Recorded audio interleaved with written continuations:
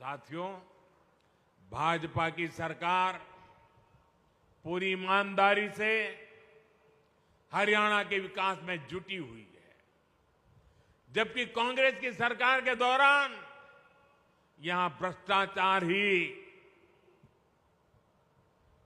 संस्कार बन गए थे। इसका बहुत बड़ा नुकसान हरियाणा के नौजवानों को हुआ। जब यहां कांग्रेस की सरकार थी तो खर्ची और पर्ची के बिना नौकरी नहीं मिलती थी। भाजपा सरकार ने खर्ची पर्ची के इस खेल को बंद कर दिया है। इसकी प्रशंसा आज पूरे देश में हो रही है।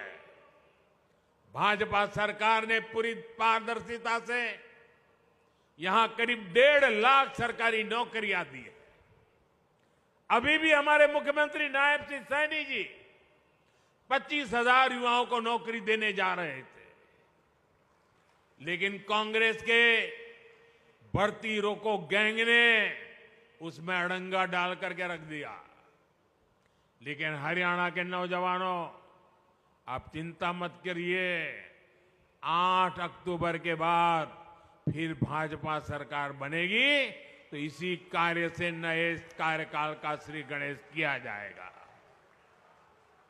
अच्छे खासे राज्यों को बर्बाद कैसे किया जाता है, ये कांग्रेस वहां करके दिखा रही है। अरे डूब मरो कांग्रेस के लोग, आपके मुंह में किसान के नाम पर झूठ फैलाने का पाप पड़ा हुआ है।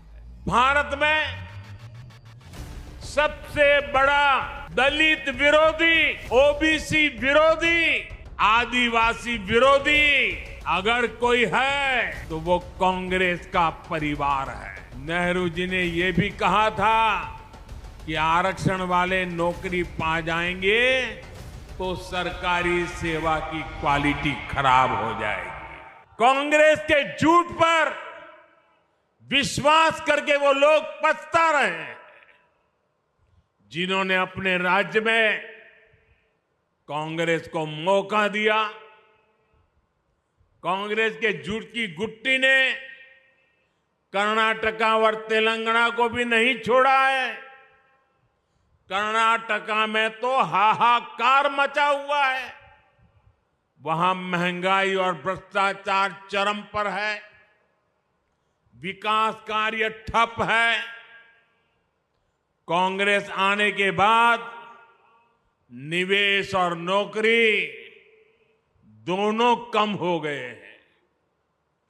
अच्छे खासे राज्यों को बर्बाद कैसे किया जाता है, ये कांग्रेस वहां करके दिखा रही है। और कांग्रेस की इस चालबाजी में उसकी पिछलग्गू पार्टी भी हां में हां मिला रही है। मैं आपको फिर कर्नाटका का उदाहरण दूंगा, जहां कांग्रेस की सरकार है। देखिए कर्नाटका में क्या हो रहा है। कांग्रेस के सिर्फ कुछ महीनों के राज में आप सुन करके चौंक जाएंगे।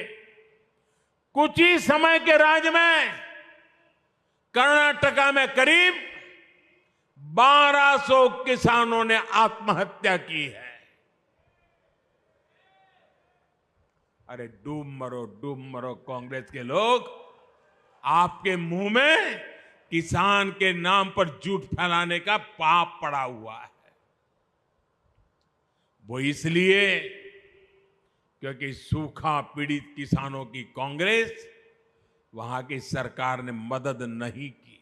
भारत में सबसे बड़ा दलित विरोधी, ओबीसी विरोधी, आदिवासी विरोधी अगर कोई है तो वो कांग्रेस का परिवार है।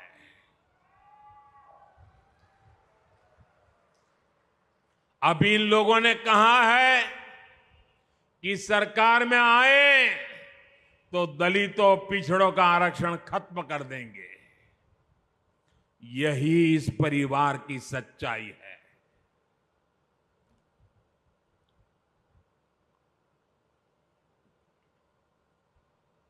कांग्रेस का परिवार हमेशा से ही बाबा साहब आंबेडकर जी को नफरत करता था, आरक्षण का घोर विरोध करता रहा है। इस परिवार ने हमेशा दलितों, ओबीसी, आदिवासियों को अपमानित किया है। आप याद रखिए, नेहरू जी जब पीएम थे तो उन्होंने आरक्षण का विरोध किया था, राज्यों के मुख्यमंत्रियों को चिट्ठी लिखी थी, सबूत मौजूद है। और इतना ही नहीं, नेहरू जी ने यह भी कहा था कि आरक्षण वाले नौकरी पा जाएंगे तो सरकारी सेवा की क्वालिटी खराब हो जाएगी। नेहरू जी के बाद जब इंदिरा जी आई तो उन्होंने भी ओबीसी आरक्षण पर रोक लगा कर रखी। जब देश ने उनको सजा दी, जनता पार्टी की सरकार बनी, मोरारजी भाई के नेतृत्व में, तब मंडल आयोग बना। लेकिन फिर कांग्रेस आ गई और मंडल कमीशन की रिपोर्ट ठंडे बस्ते में डाल दी गई। इसके बाद राजीव जी ने भी अपनी सरकार में ओबीसी को आरक्षण नहीं मिलने दिया। जब केंद्र में भाजपा के समर्थन से अटल जी की सरकार बनी, तब मंडल आयोग की रिपोर्ट लागू हुई। राजीव गांधी ने नेता विपक्ष के रूप में भी, ऑपोजिशन लीडर के नाते पार्लियामेंट में उनका भाषण है, उन्होंने आरक्षण का पुरजोश विरोध किया था। उन्होंने एक इंटरव्यू में, ये शब्द उनके हैं, मैं बताता हूं, उन्होंने एक इंटरव्यू में कहा था